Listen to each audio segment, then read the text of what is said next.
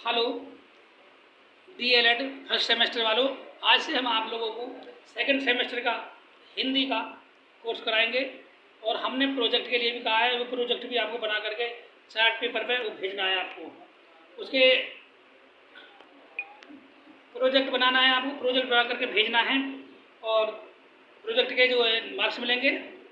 ठीक है, तो इसमें प्रोजेक्ट पे भी आपको ध्यान देना है। आज हम डीएलएड सेकंड सेमेस्टर में का कोर्स करा रहे हैं, हिंदी सब्जेक्ट है।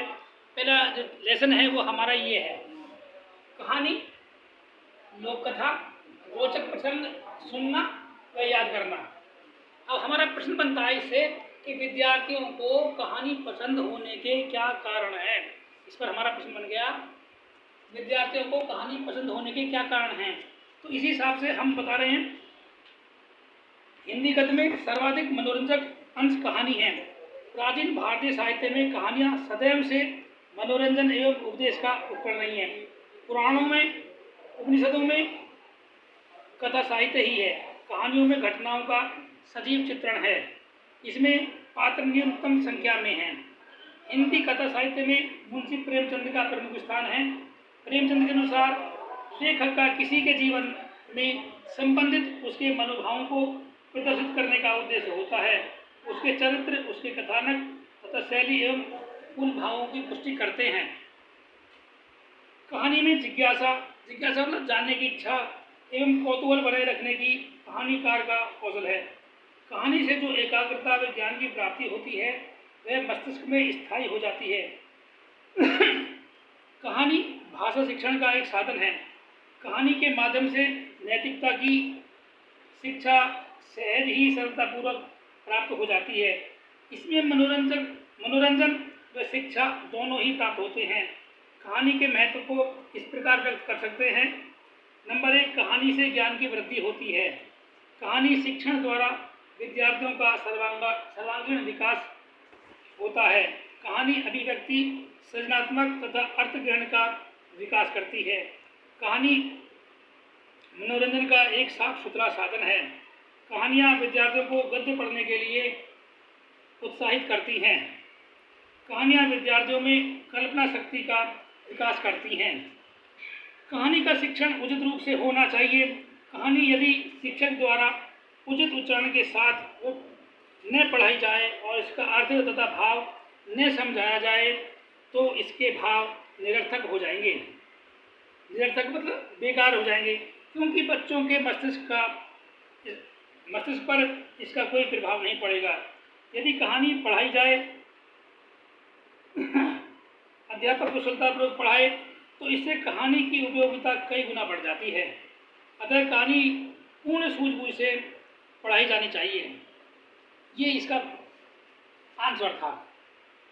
प्रश्न नंबर 2 बन रहा है हमारा, लोक कथा एवं कहानी में क्या अंतर है। लोक कथा एवं कहानी में क्या अंतर है। लोक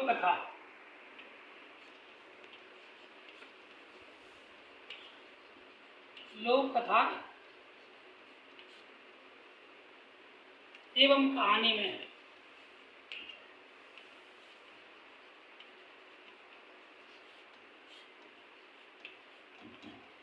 क्या अंतर है।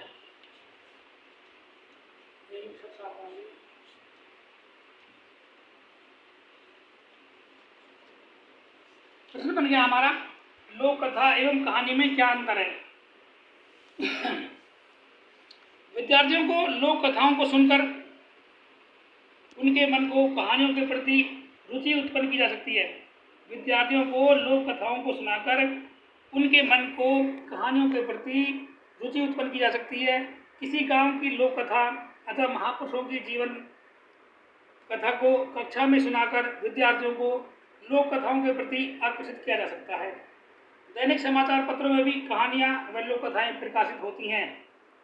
विशेषकर रविवार संस्करण में विभिन्न प्रदेशों की लोक कथाएँ भी भिन्न भिन्न होती हैं। आकाशवाणी व दूरदर्शन से भी लोक कथाएँ प्रसारित होती हैं। लोक कथाओं के माध्यम से बच्चों के मस्तिष्क में धार्मिक तथा शिक्षाप्रद भावनाएं उत्पन्न की जा सकती है। प्रश्न 3 बनता है, रोचक प्रसंग की क्या विशेषताएं हैं।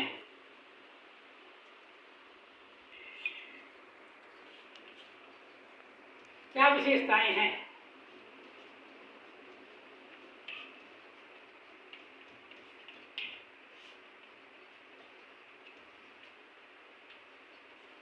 तो प्रश्न बन गया हमारा, रोचक प्रसंग की क्या विशेषताएं हैं। विद्यार्थियों को कहानी अथवा लोक कथा सुनाते समय किसी रोचक प्रसंग के बारे में कथा में जानकारी देनी चाहिए। इससे बच्चों के ज्ञान में भी वृद्धि होगी तथा कहानी व लोक कथा के प्रति रुचि एवं जिज्ञासा भी उत्पन्न होगी। रोचक प्रसंग का मंचन करने से बच्चों के मन में रोचक कहानी व नाटक के भावों में नए प्रसंग उत्पन्न होते हैं। उन प्रसंगों को लेकर बच्चों को कहानी तथा लोक कथा की रचना करने की प्रेरणा प्राप्त होगी। इस प्रकार की उपयोगिता से बच्चे नए कार्य कलापों को सीखकर उसके उद्देश्यों को अपने जीवन में ढालने का प्रयास करेंगे। सुरुचिपूर्ण शैली में कहानी के संवाद बच्चों के मन में प्रेरणा उत्पन्न करने लगते हैं। प्रेरणा के इन स्रोतों द्वारा बच्चों के मन में तर्कपूर्ण भाषा के माध्यम से रोचक प्रसंगों का सश्वर पाठन कराना चाहिए। इससे बच्चों के चरित्र का विकास होता है, साथ ही उनके मन शक्ति का भी विकास होता है, ताकि वह उच्च कोटि की शिक्षा प्राप्त कर एक आदर्श नागरिक की भूमिका निभा सकें। ये थे आज के हमारे 3 प्रश्न और इन तीनों प्रश्नों के उत्तर हमने बताए हैं। आज हम ज़्यादा नहीं कराएंगे क्योंकि आप लोगों को प्रोजेक्ट कार्य भी करना है और प्रोजेक्ट तेजी से बना करके और ग्रुप में भेजना है और एक स्पेशल मेरे नंबर पर भी भेजना है। और कोई समस्या आती है तो मुझे कॉल कर सकते हैं। कोई जानकारी हो प्रोजेक्ट के बारे में, मेरा नंबर आप लोगों के पास है। Thank you, that's all.